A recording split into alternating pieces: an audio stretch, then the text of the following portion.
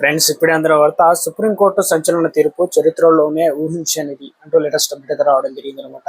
So ఆ వివరాలు ఏంటని కూడా వీడియోలో తెలుసుకుందామండి. వీడియో చివరి చూడండి, అర్థమవుతుంది. మరోసారి ఛానల్ ఇస్తే తప్పకుండా సబ్స్క్రైబ్ చేసుకొని చూస్తున్నారు కానీ లైక్ మర్చిపోతుంది. సో వెంటనే లైక్ చేయండి, వీళ్ళకైతే వెళ్ళిపోయిందండి. స్వతంత్ర సమర యోధుడు నేతాజీ సుభాష్ చంద్రబోస్ అస్థికలను స్వదేశానికి తీసుకురావాలన్న అంశంపైన దేశవ్యాప్తంగా మళ్ళీ తీవ్రమైన చర్చ మొదలైంది.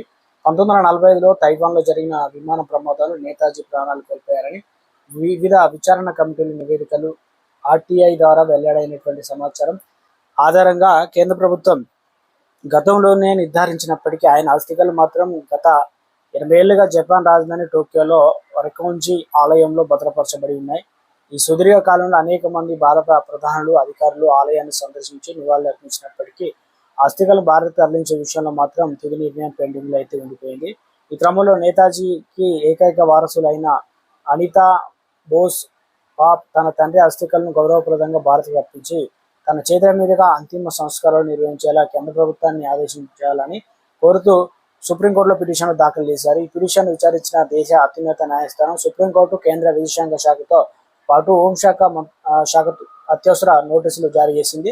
8 దశాబ్దాలుగా జపాన్లో ఉన్నటువంటి నేతాజీ పార్థివ దేహాన్ని దేహ వహిష్ఠులుగా భారత్కు తీసుకురావడంపై కేంద్ర ప్రభుత్వం ఎలాంటి దౌత్యపరమైన పరిపాలనపైన చర్యలు తీసుకుని స్పష్టం చేయాలని ఇక న్యాయస్థానం ఆదేశాలు జారీ చేసింది అనమాట.